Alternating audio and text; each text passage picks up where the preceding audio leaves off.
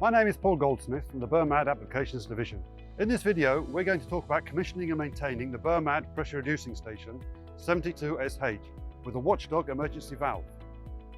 This pressure reducing station is designed to give extra security in the case where there is a possibility of damaging overpressure to the consumer pipeline.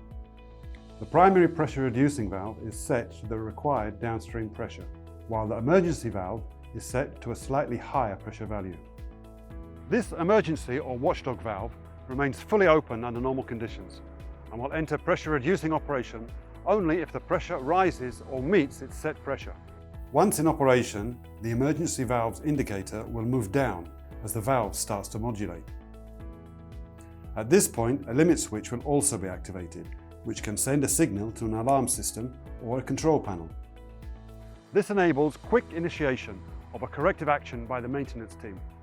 Before we begin, I'd like to present the major components of this station.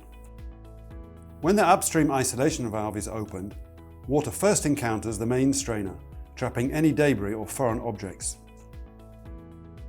The water then enters the BERMAD pilot-operated emergency pressure reducing valve.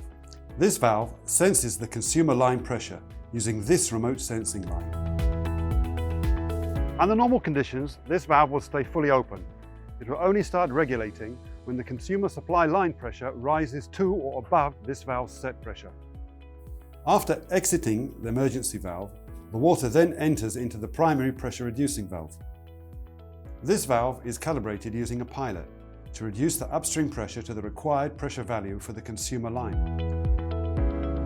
From here, if the downstream isolation valve is opened, the water will go on to the consumer line.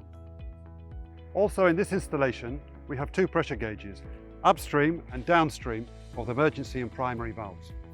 Commissioning procedures should be performed when initially opening and operating a station, either for the first time as a new installation or after intrusive system maintenance. Before operating the system for the first time, it is imperative to flush the pipelines. This ensures that the system is free from any debris that can cause damage or even render it inoperable. After flushing, ensure that the main strainer and the valve's control loop filters are clean. Next, observe the station's installation and make sure that all parts are firmly secured and in place.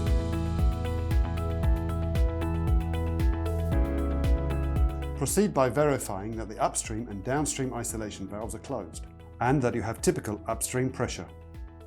Now open the ball valves on the primary pressure reducing valve's control tree. Next, ensure that the service valves on all pressure gauges are open. Note that the pilot levels of the primary valve and the emergency valve are both set at the factory. You can check the factory pilot levels by reading the label on both pilot covers. Here's the label on the primary pressure reducing valve.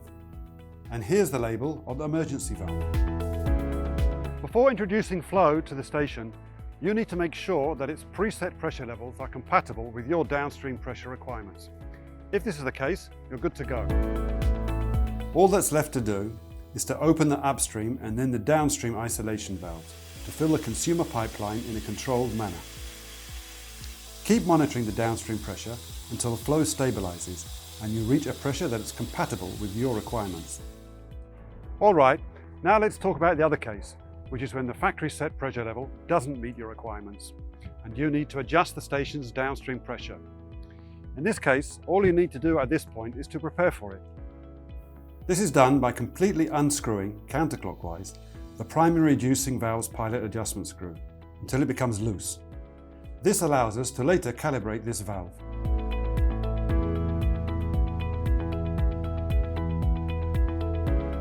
Next, on the emergency or watchdog valve, turn the pilot adjusting screw clockwise to the end. This action adjusts the set pressure of the emergency valve to the highest possible value. It ensures that this valve remains fully open until we start calibrating its emergency level.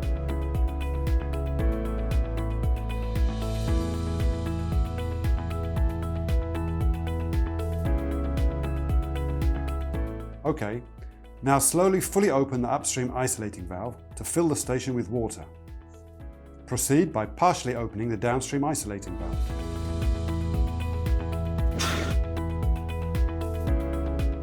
At this stage, you're ready to calibrate the station's downstream pressure. Note that to simulate actual conditions, you should have a typical consumer line open while calibrating, which should give you an average system flow. If this is not achievable, then a minimum flow rate will suffice, though not ideal.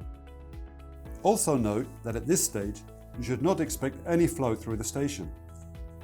The reason is that the pressure reducing valve will have closed shortly after introducing flow to the station, since earlier we completely unscrewed its pilot's adjustment screw. Let's begin the calibration process and reach the desired emergency level pressure at the consumer line. Start by slowly turning the primary valve's pilot adjustment screw clockwise until you feel a resistance and hear the valve opening. At this point, the downstream consumer's pipeline will start to fill. Continue to turn the adjustment screw clockwise to raise the primary valve's downstream pressure to 2 bars or 30 psi above the required consumer line pressure. For example, if the required downstream pressure is 4 bars or 60 psi, turn the adjustment screw clockwise until you reach an outlet pressure of 6 bars or 90 psi. Now let's turn our attention to the emergency valve and set the emergency level. Earlier we fully opened this valve, so currently it's not regulating the pressure, even though we have a downstream pressure at the emergency level, which to remind you is 6 bars.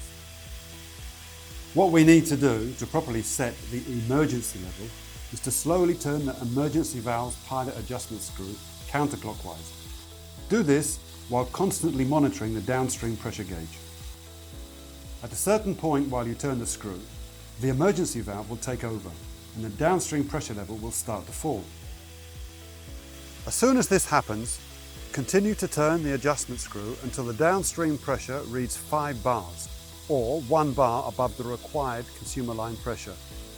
The emergency valve is now set to 5 bars. When done calibrating the emergency valve, don't forget to close the locking nut. Now let's get back to the primary valve and reduce its pressure setting from the current level to the required consumer line level. To do that, turn the primary valve's adjustment screw counterclockwise while monitoring the downstream pressure gauge until you reach the required downstream pressure level. In our case, this level is 4 bars or 60 psi. That's it. Finish the calibration process by closing the locking nut and replace the protective plastic cover. When the pressure has stabilized, fully open the downstream isolating valve.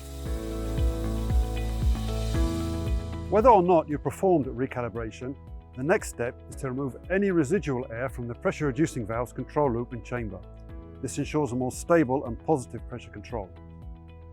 To vent air from the valve's control loop, loosen the tube eye bolt attached to the valve cover at the highest point of the valve's control chamber. You may notice air exiting the eye bolt.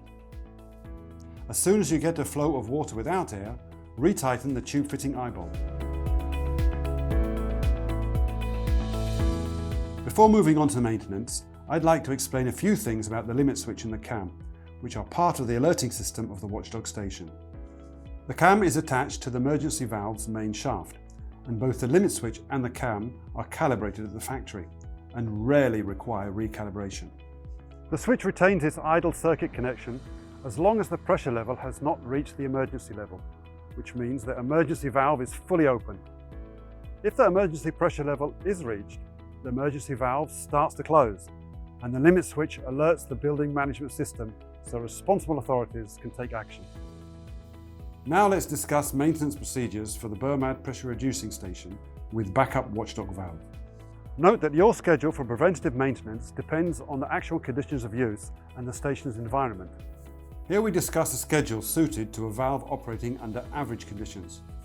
On a weekly basis, perform a visual inspection of the station and check for leaks or external damage. In addition, observe the unit's pressure gauges to make sure that the pressure upstream and downstream are as they should be.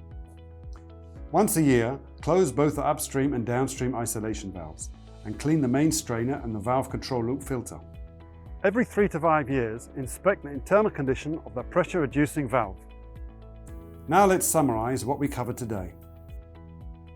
In this video, you learned how to commission and maintain the BERMAD PRV pressure reducing station with a backup Watchdog valve. You saw how to prepare the station for first-time use and how to calibrate the downstream consumer line pressure and the emergency backup Watchdog valve to meet your specific requirements. We at BERMAD hope you find this information useful and invite you to contact us with any questions or issues you encounter. Thanks for watching.